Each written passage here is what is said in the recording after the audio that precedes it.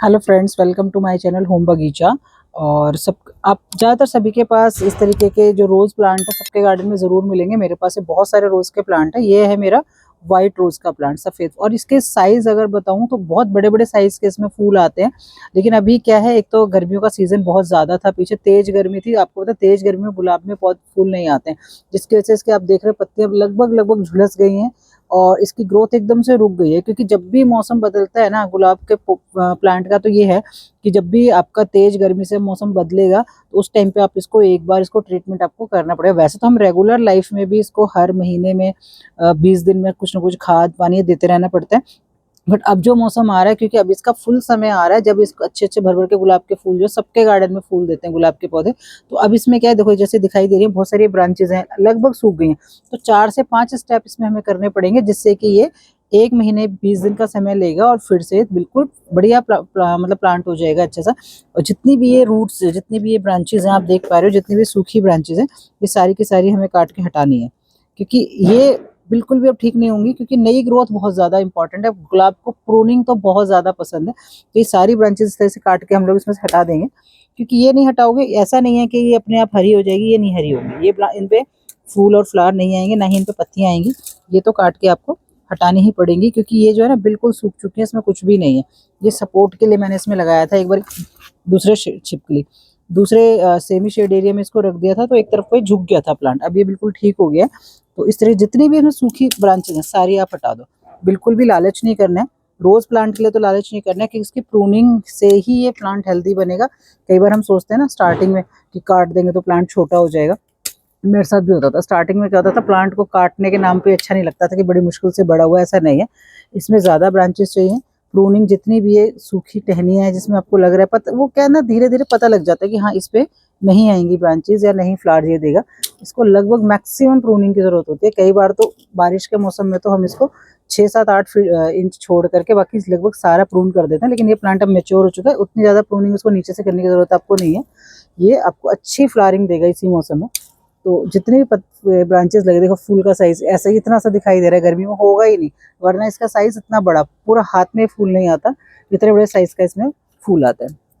ये सारी जो पत्तियां हैं ये सब हटानी है, टहनियाँ सूखी सूखी टहनी तो ऑलमोस्ट सारी आप हटा दीजिए, बिना किसी लालच के कि नहीं हटानी है या छोटा।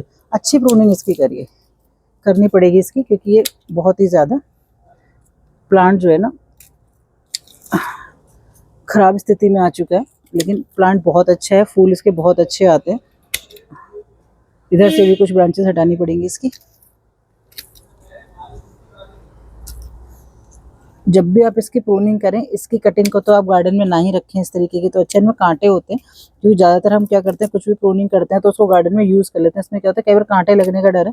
तो मैं तो खासतौर पर गुलाब की जो कटिंग्स होती हैं प्रूनिंग करने वाली, मैं तो इनको फेंक देती हूँ, क्योंकि बहुत बार ये हाथ में लग जाती है। बाकी प्लांट्स की नहीं फेंकते, लेकिन हाँ रोज़ प्लांट की मैं ज़रूर फेंक देती हूँ, क्योंकि इससे क्या होता है, कांटे बहुत ज़्यादा हाथ में लगने का डर रहता है। इसलिए एक ही जगह इसको इकट्ठा करके एक ही साथ इसको फेंक देने वाली हूँ मैं। अब इस पे से मैक्सिमम जो है ना अच्छी ग्रोथ आएगी। ज़्यादातर पत्तियां पीली पड़ चुकी है, मैग्नीशियम की कमी की वजह से पत्तियां पीली पड़ जाती हैं इस टाइम पे, और खाद पानी की भी बहुत ज़्यादा ज़रूरत है। तो अब ये जो है ना अब रेडी है इसको सही करने की। और ज़्यादा इसकी कटिंग करने की ज़रूरत नहीं है। ये मैक्सिमम सारी खराब जो उसमें स्टेम पत्तियां थी सब मैंने हटा दी हैं। तो अब इसको क्या करना है, सबसे पहले इसकी मिट्टी जो है ना हमेशा लूज ही रहनी चाहिए। खाद भरी मिट्टी, आप देख रहे हो बहुत हेल्दी सॉइल है वैसे तो इसकी, लेकिन पिछले कुछ टाइम में मौसम बदलने की वजह से ना, कि अब जो टाइम आ रहा है ना इस टाइम पे अब गुलाब के पौधों का फूल देने का टाइम आ रहा है। थोड़ी मिट्टी इसमें से पहले कम कर लेते हैं। गुलाब को क्या है ना रेगुलर केयर चाहिए, और 6 से 8-10 घंटे की धूप इसको रेगुलर चाहिए, जो कि बिल्कुल धूप में रखना चाहिए गुलाब को। मेरे तो ज़्यादातर प्लांट धूप में रखे हुए हैं। और मिट्टी इसकी हेल्दी होनी चाहिए, ज़्यादातर खाद वाली मिट्टी होनी चाहिए, अच्छी खाद वाली, लूज इन सॉइल जिसको बोलते हैं, बिल्कुल ठोस नहीं होनी चाहिए। तो ज़्यादा ठोस मिट्टी इसमें नहीं है, अच्छी मिट्टी है। लेकिन फिर भी इसको बहुत ज़्यादा हैवी फीडर होते हैं। गुलाब का प्लांट हो गया, आपका गुड़हल के प्लांट हो गए, हिबिस्कस, ये सब हैवी फीडर है, मोगरा हो गया। इनको जितना अच्छा उनकी मिट्टी हेल्दी रहेगी उतनी ज़्यादा फ्लावरिंग ये करेंगे। इतनी मिट्टी मैंने इसमें हटा ली है। तो सबसे पहले तो इसमें किसी तरह का कीड़ा फंगस नहीं लगना चाहिए। तो टाइम टू टाइम ये नीम खली और सूखी हुई चाय पत्ती दोनों मिक्स हैं। ये गुलाब के प्लांट के अंदर ये चाय पत्ती है ना, बहुत अच्छा काम करती है। पहला स्टेप तो आप यही करिए कि एक छिड़काव इसका ज़रूर करिए इसके अंदर। हमेशा नहीं करने की ज़रूरत, थोड़े-थोड़े टाइम में जब आपको लगे आप प्रूनिंग कर रहे हैं, 2, 4, 6 महीने के अंदर जब इस चीज़ करते हैं, तब इतना ज़्यादा इसको स्टेप करने की ज़रूरत होती है। अदरवाइज़ रेगुलर लाइफ़ में तो हफ्ते में, 20 दिन में 1 मुट्ठी खाद दे दिया और इसका ध्यान रखा, प्रूनिंग करी, नीम ऑयल का स्प्रे कर दिया। दूसरा क्या है, ये है अनियन के लिए मैं हमेशा बहुत सारे भर के रखती हूँ, क्योंकि ये जितने फूल वाले प्लांट है ना इसके लिए बहुत इंपॉर्टेंट है, क्योंकि इनके अंदर ना नेचुरल एनपीके है पूरा का पूरा। और फूलों वाले पौधों में सब्जियों से भी ज़्यादा इंपॉर्टेंट है फ्लावर। जितने मेरे फ्लावर वाले प्लांट हैं, फ्लावर वाली कोई भी मेरी वीडियो है शॉर्ट है, उसमें इनका यूज़ मैं ज़रूर करती हूँ और इनका रिजल्ट भी बहुत अच्छा मिलता है। दूसरा क्या, फ्री का फर्टिलाइज़र है, ये आसानी से मिल जाता है। ये बाज़ार में जो आपके सब्जी वाले होते हैं उनके यहाँ ये ऐसे ही मिल जाता है, आपको एक एक इकट्ठा करने की ज़रूरत नहीं है, पूरा का पूरा बोरा भर के मिल जाता है आसानी से। ये लगाया।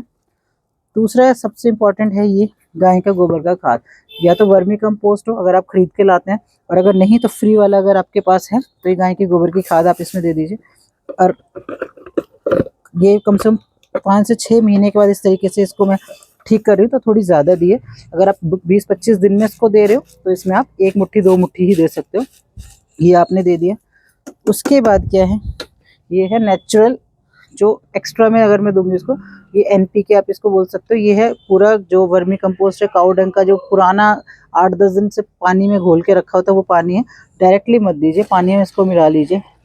और तीसरा क्या है, अगर कोई फंगस वगैरह लगने का, एक तो हम नीम ऑयल का स्प्रे जो करते हैं हम डायरेक्टली कर देते हैं स्प्रे बॉटल पे, और तीसरे कभी कभी क्या होता है जड़ों को भी ज़रूरत है फंगस से बचने के लिए, तो इसको पानी में ही आप मिला लीजिए, थोड़ा सा मिला लीजिए जितनी बूंदे आपको ज़रूरत है। ये नई शीशी है, इस तरीके से। ये आपको हमेशा नहीं करना है, रेगुलर में तो आप इसको सिर्फ स्प्रे ही करिए कुछ बूंदे डाल के, लेकिन कभी कभी जब पूरा ट्रीटमेंट आप प्लांट का कर रहे हो तो उस टाइम पे इसको ज़रूर करो। और सबसे पहले जो मिट्टी इसमें से निकाली थी, इससे इसको हम कवर करने की हमें ज़रूरत पड़ेगी, तो इस तरीके से इसको कवर कर दीजिए, मिट्टी बैठती है बाद में पानी देने के बाद। ये हो गया आपका चौथा स्टेप। और अब इसको दे दीजिए जो पानी हमने बनाया था ना, इसमें दोनों चीज़ें। अभी ये जो नीम ऑयल इसमें डाला है इसका फ़ायदा क्या होगा, ये पानी जड़ों तक जाएगा, कोई फंगस कोई कीड़ा कुछ भी है तो इसको फंगस से बचाएगा, क्योंकि जब हम स्प्रे करते हैं वो सिर्फ हमारी पत्तियों और टहनियों पर जाता है, रूट्स में नहीं जाता। रूट्स में जाने के लिए तो कभी कभी आपको पानी में थोड़ा सा मिला लेना चाहिए, और नीम ऑयल तो ऑप्शन है, अदरवाइज अगर डायरेक्टली नीम के पत्ते हैं तो उनको उबाल के उनका पानी बना करके वो भी कभी कोई प्लांट्स में देते रहना चाहिए।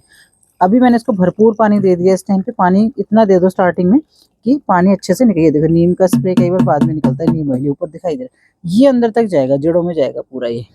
तो इससे क्या होगा, अब इसको काफ़ी टाइम तक देने की ज़रूरत नहीं है। अब इसको बिल्कुल अपनी जहाँ इसकी जगह है वहाँ पे हम खिसका देंगे उसको, यहीं पे रहता है, ये धूप में रहता है बिल्कुल, क्योंकि मैंने इसको कोई बाहर नहीं निकाला है, तो धूप से कोई प्रॉब्लम इसको होने वाली नहीं है। अगर हम इसको पूरा बाहर निकालते और तब इसको लगाते तो इसको सेमी शेड में रखने की जरूरत है, अभी कोई ज़रूरत नहीं है। अब ये प्लांट बिल्कुल ठीक है, बिल्कुल ग्रो करेगा ये, और 20 दिन 25 दिन जो भी इसको टाइम लगेगा, इसमें अच्छी दोबारा से ब्रांचेस पत्तियाँ सब आएंगे और फूल भी आएंगे। तो अगर आपको इस तरीके की वीडियोस और भी देखनी है, और भी बहुत सारे, अब बारिश का टाइम आने वाला है तो उस टाइम पे क्या एक एक प्लांट की हर रोज़ ये चीज़ें चेंज करनी पड़ेगी, इसको तैयार करना पड़ेगा बारिश के लिए। तो इस तरीके की वीडियोस आते रहेंगे, और चैनल को सब्सक्राइब ज़रूर करिएगा। Thank you very much.